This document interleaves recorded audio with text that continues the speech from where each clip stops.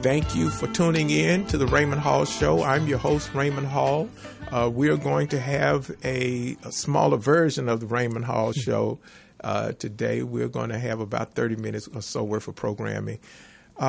We've got in studio, we have in-studio guests with me, a dear friend, Derek. He's the Chief Executive Officer of Focus to Hypnosis, and he has extended that program to address one of the issues that is one of the biggest health challenges that people have, and that's smoking. So you have the smoking cessation.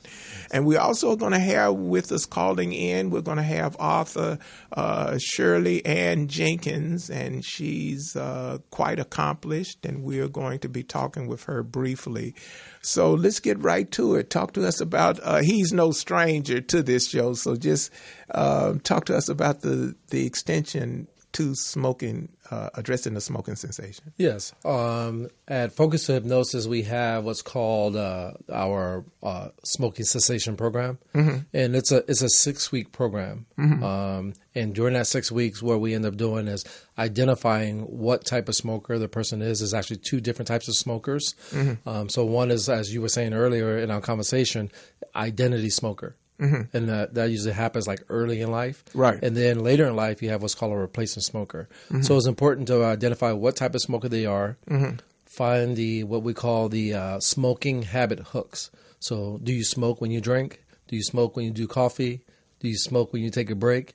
And so during the program, we end up identifying those hooks, but then breaking the association with them. And then it's a step-by-step program because 30% of people who smoke can actually quit on their own. Wow. The other 70% is actually a subconscious negative emotion or habit or need that they're fulfilling. And so throughout hypnosis, we're able to identify what is that negative need? What is that negative emotion that smoking is satisfying? Okay. And once we're able to identify that, then we're able to turn that negative emotion or negative feeling or thought into a positive one. And then through hypnosis, we're able to help break that and get them out of the need to smoke. To smoke, right. I was just sharing earlier that my mother could tell me the exact day and time she quit. Mm-hmm. And I don't remember my mother going through any kind of program or anything like that. And I thought that was just really odd that she could remember the day and the time that she quit. And there came a point in my life when I quit smoking cigarettes, and I can remember that day and time when I quit as well. And I didn't need a program, but mine was a totally different situation. Right. I had to quit, So, we know much more now today than we did back then, because also as we was talking, there was a time when in the C-Rats, now they got the ready meal, whatever they call it now. MREs. The MREs, okay. Well, back in the day, they called them C-Rats. C-Rats. Okay. And you had the little meal and the little cookie and the little whatever it was, bean and weenies, whatever it was. I won't call the name of the eggs and the, But it was a little pack of cigarettes in there. Oh, wow. I didn't know that. Yes, it was had 4 cigarettes in it, and it was either the Camels or Pall Malls or something in there. But then in the 70s, when they said the smoking lamp was lit, everybody fell out and smoked. That's what I remember about part of that training in the Marine Corps. I mean, you had some people that didn't smoke, but for the most part, everybody went out and smoked. Smoked, right. Yeah. So, we hear all of the numbers, and I am just so excited that you've extended services in Focus to Hypnosis that include addressing smoking. Yeah. You said something earlier. You said that you quit because you had to. Right. And that's one of the things, too, that we focus on is why now? Most people who have the habit have had it for a long time. And so it's important to find out the why now. sometimes people want to quit because their doctor is telling them to quit, or because their spouses or their families are, constantly harassing them and getting on them. You need to quit. You need to quit. But the thing is, if the person needs to want to quit, if you're trying to quit for any other reason and other than I want to quit, it doesn't work. It doesn't work. Yeah. Your why has to be bigger than why you shouldn't smoke. Yeah. When I started feeling ill, you start eliminating things. Well, maybe if I quit drinking this whiskey, I'll feel better. Okay.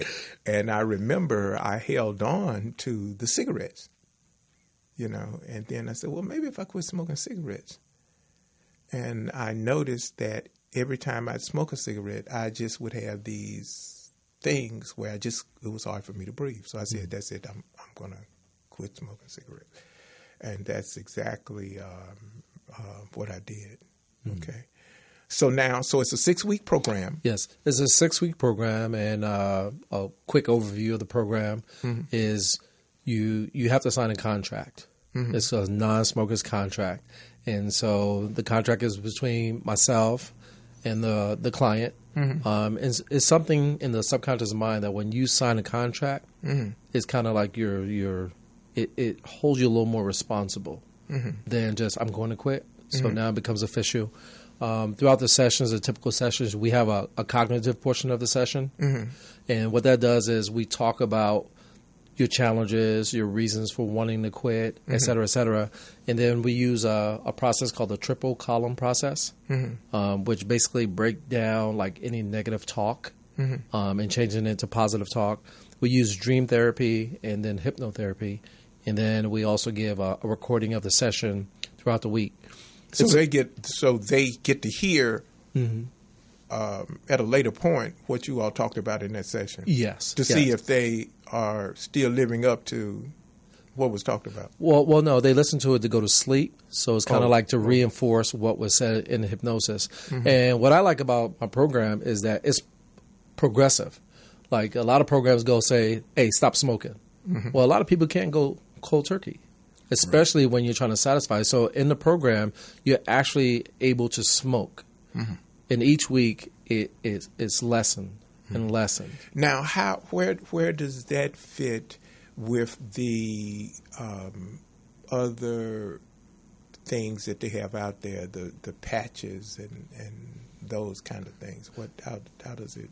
Yeah, a lot healthier, I'm sure, because you put with that patch, we don't know. I don't know what's in the patch.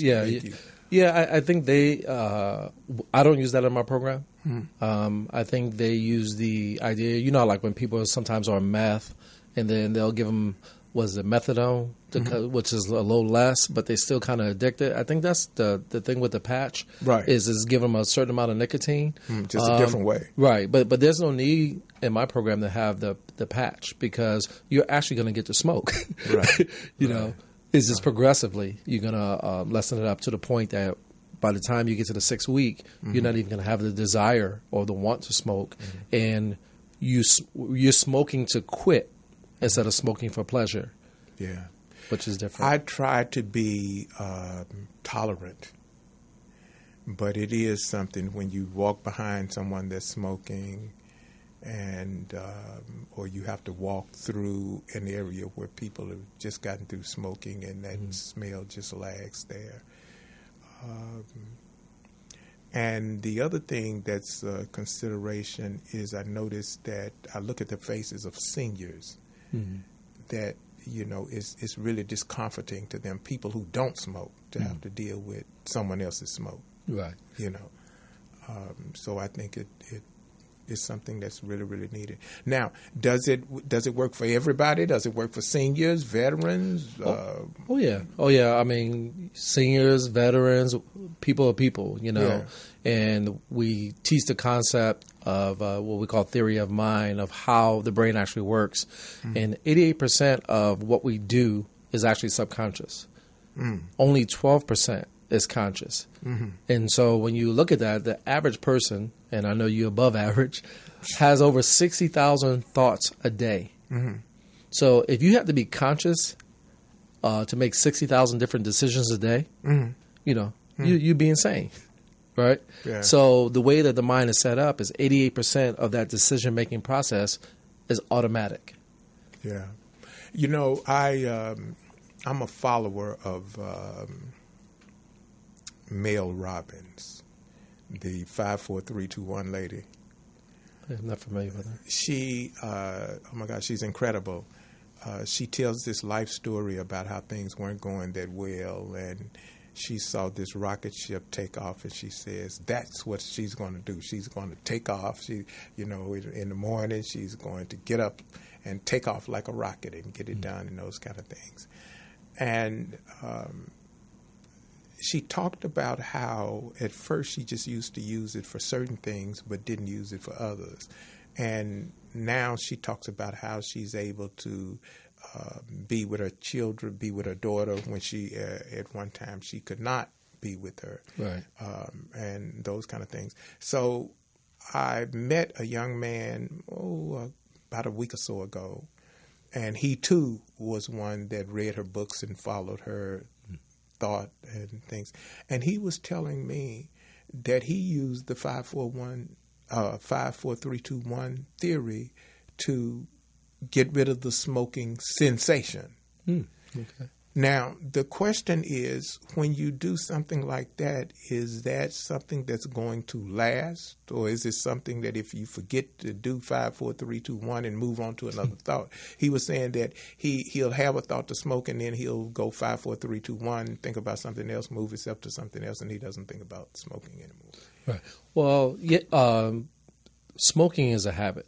Okay. And so most of our habits are subconscious. We don't even think about it. So the whole idea through doing it via hypnosis is to change the habit or the behavior pattern on the subconscious level. And on the subconscious level, then it's like it's habit. So in order for you to actually smoke, it's really a conscious decision to do it because the pattern has even been though it's a habit.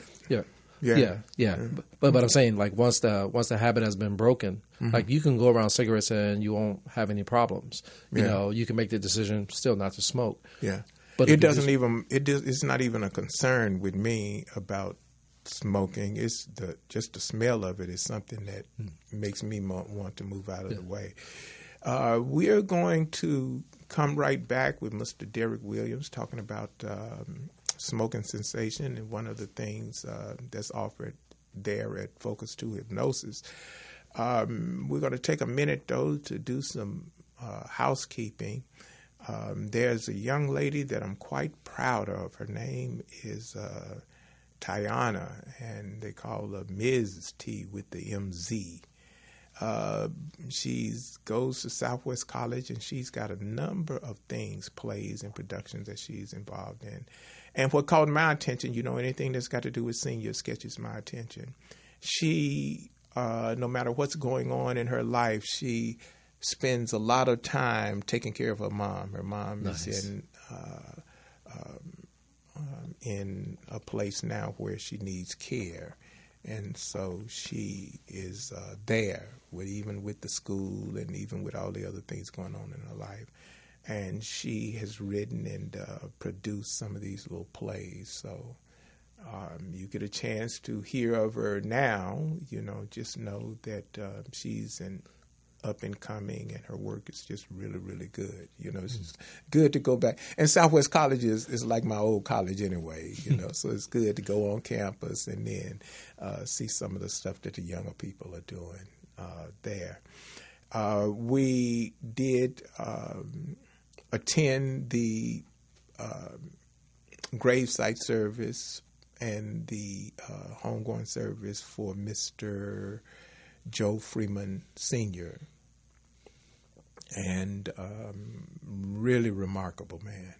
96 and a half, might as well say 97 years. And we told this story here last week about how he had worked 37 years without a day off, and 5 of those years he worked 2 jobs.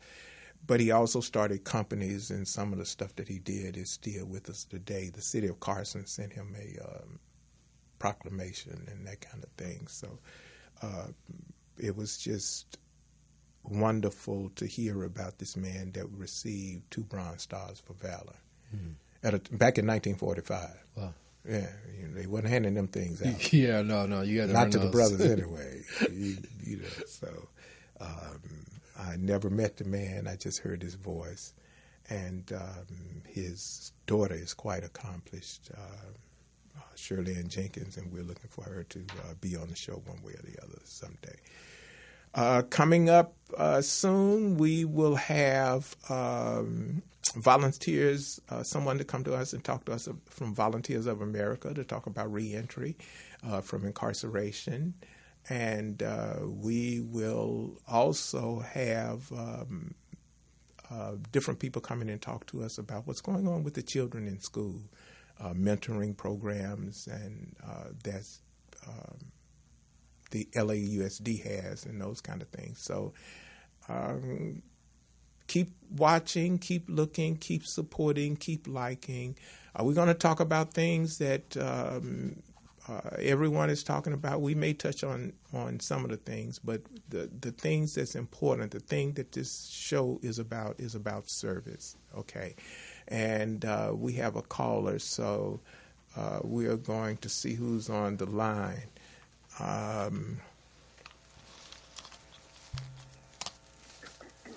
Good afternoon. You're on the Raymond Hall Show. Hello there. Mr. Raymond Hall. Yes. This is Shirley Jenkins speaking. We just called your name on the show. We are so fortunate, ladies and gentlemen, and everyone that's listening to and looking at the show. We actually have the author and production, and she just does so many things in the short time that I've gotten to know her. So, Shirley, tell us a little bit about your dad, and then tell us a little bit about what it is that you do. Well, actually, in reference to my dad, I would like to say on his behalf to give you appreciation from my family and I, and gratitude for you acknowledging our father, Joe Freeman Sr., veteran of the World War II. And we thank you for giving him a senior salute. If I may say briefly about what happened when you yourself, Mr. Hall, was in VA emergency hospital bed, you heard my dad and me speaking. And my dad said with his heart that he never had nobody say to him, thank you. And I didn't know that you had heard that, because I was saying, Dad, I thank you. He said, no, not you, daughter. I know you love me. But to make a long story end on a good note, I just want to say for my father, because when you took the stand for another veteran as yourself, being a man of valor, and said, thank you, Mr. Freeman. We, the community, country, family, thank you. My dad was so excited that I read this to him. He smiled, he laughed, and then he passed away shortly thereafter. So, but what I want to say is that to you, Mr. Hall, being a type of man that you are, you seem to be a dynamic, remarkable, amazing veteran with integrity, showing love for your fellow veterans and people, seniors, those that don't get a chance to hear the words thank you. I want to say to you, thank you. Not only for my father, acknowledging him, but to many others that are serving other people, such as the people that you invite on your show. Thank you, Mr. Raymond Hall. And I am the author of The Inner Self Soul Control, which is a motivational, inspirational book. And I was listening to one of your last guests about smoking. Right. And I just want to have a little laugh with you guys. My dad, Joe Freeman Sr., when he talked about smoking himself, he said he smoked for 50 years. I said, well, Dad, how did you stop? He said, well, daughter, you just have to have that stopping sense. I said, what is stopping sense? Right. And Dad said it's called self-control. I went, oops. Oh, okay. That does work, doesn't it? Yeah. And he Yeah. stopped. Wow. Wow. So I just want to say thank you for the senior salute that you gave to my dad. And I'm excited about the people sharing and helping other people of the community and all your guests. Thanks again for having me on your show. God bless you, and truly may prosperity continue to follow. Well, thank you so very much, and I want you all to know I did not pay her for her to say those nice things. Shirley, thank you so very much.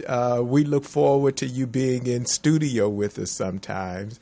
And to the listening audience, she is a remarkable person, author, dynamic when it comes to the Word of God and understanding the Word of God and sharing it. So we all are blessed by her dad, and that kind of thing. So thank you very much, and we look forward to talking with you and having you here in the studio. But thanks for the invite. I will be there. Okay. Bye-bye. Have an awesome day. Goodbye. Bye-bye. Okay. Yeah, that was nice. Yeah, I never met him. I never saw his face. Okay. Just heard his voice. Just heard his voice. Wow. And people didn't understand. You know, you and I are veterans, and last week we had 3 veterans on the show. But if for the audience, if you don't understand it, we all know about the Tuskegee Airmen, the pilots. Mm-hmm. We know. We can look at the pilots. Oh yes, those are the Tuskegee Airmen, and we know with the Red Ball Express and all of those divisions that at that time were black divisions or black troops or however you want to look at it. So you know about the driver and you know about the pilot, but it took so many people we don't know about. The people that used to have to change them great big tires on the truck. Yeah. The people that could drop that transmission in that big deuce and a quarter, deuce and a half, whatever it was. They called that big old truck that we used to ride around in. And the people that could pull a airplane engine out just like that. We never hear their name. And so that's what Mr. Freeman Sr. was talking about. Nobody, never, even though he was the recipient of 2 Bronze Stars, okay, for valor, no one came and told him, thank you. And that's some of the knowledge that we have here at the Raymond Hall Show, and that's why we do the senior salute. Sometimes it's not that people are being mean, they just don't know. Right. You know, they didn't, people don't know what he's talking about. What do you mean they never said thank you? Here's a man that started several companies and hired people, put people to work, and some of the companies, the remnants of those companies are still in existence today. So we did something that we had never done. A senior salute is always done in person in the paper. You know how it goes, and we get the core there. And I just said, we're going to have to do something a little different. So we extended the senior salute that now if we hear about someone who should receive a salute and who may be transitioning and passing on, then we will be able to look at it, document it, and then once the board looks at it and says, okay, yes, we authorize this, then we'll do a senior salute for that person. And I think that's one of the things that will help this nation and this community to continue to have strength. Yes. That's where it comes from when we say the strength of the nation is found in the service of her communities. Okay. So with that said, so now how do people get to you to talk about focus to hypnosis and the smoking cessation service? The way they can get a hold of me is through my telephone number, 562 209 2804. Okay. Or through email, focus to hypnosis at gmail.com. And my website is being developed as we speak, so hopefully that'll be up and running real soon, where you can go and actually take a look at the programs I offer. One of the things I wanted to say, too, about smoking and stop smoking, that's one of the biggest obstacles that a lot of people face in their life. And oftentimes they believe that they can't do it.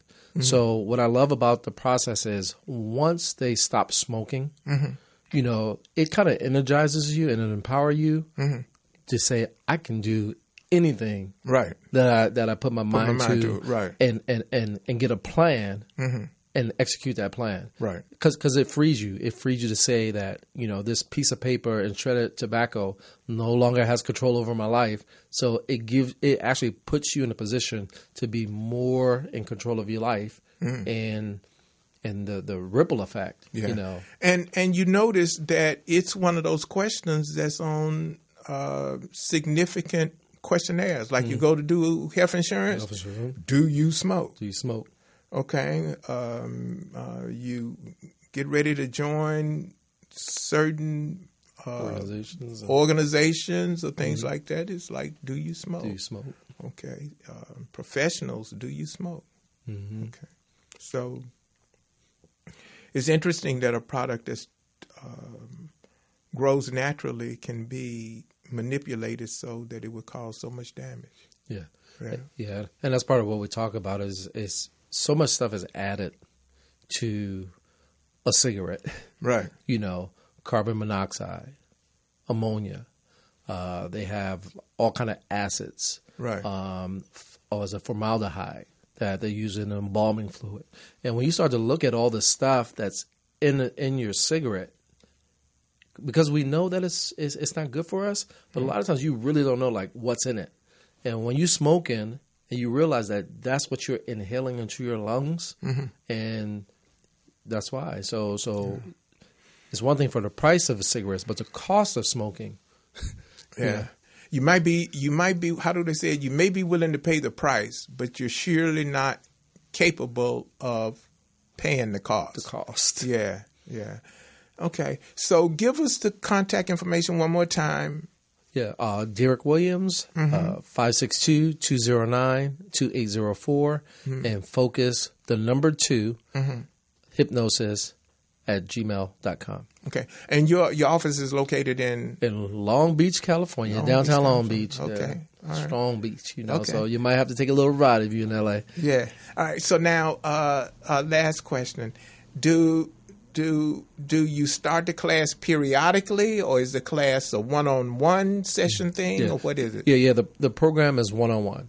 It's a one-on-one program because the hypnosis session, and the thing is, some people may do it in group. I don't do it in group because when you're in group, there might be some things you're not willing to share with everybody.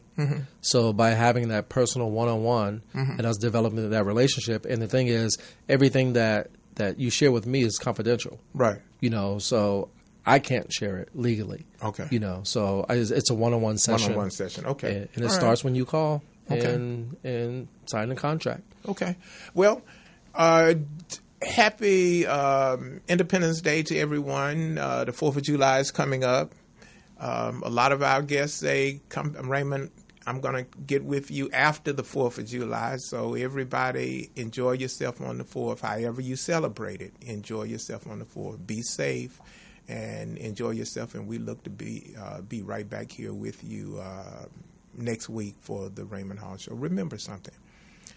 Service is not something that you can put off to somebody else. Everybody has their own service that they are responsible for. I camped out at John, the 12th chapter this week, and I kept reading it because something just kept pulling me back to it. John 12 is really all about service. It talks about how Jesus raises Lazarus from the dead. Well, you and I, on this physical planet, we may have someone that is dead to us because of their behavior. But maybe with a different attitude, and maybe that they've learned a little bit that they can be alive again in our lives. Right. Because we had all but counted them dead in our life. And then it talks about Lazarus, and folk wanted to come to see Jesus, but they wanted to see Lazarus too, the man that was raised from the dead. Talked about Martha, and Martha was busy serving. Mary was washing his feet and the alabaster box in the oil. It even got down to Judas. Okay. And I thought about something. Well, why Judas? You know, if you open yourself up to a little bit, that little bit grows. So Judas all the time been taking the money out of the box, been doing the devil's work all the time, taking the money out of the box, until the devil said, well, you done did that much for me, now I'm just going to take over. You understand what I'm saying? Right. Service. It's just got all of these messages of service going on in this chapter. Have some service with your life. You don't know when you're going to come to those last doors like Mr. Joe Freeman Sr. He can rest well because of the work he put in. But when you come to your last doors, when you realize that you walked out of your house for the last time, you didn't know that you was going to walk out of your door for the last time, but you just walked out of your door for the last time. Somebody's going to roll you into a mortuary because you're not going to walk in there. They're going to roll you into a mortuary for the first time and roll you out for the first time, and those first times are going to be the last time. The door of the dirt that goes on our casket. Last doors.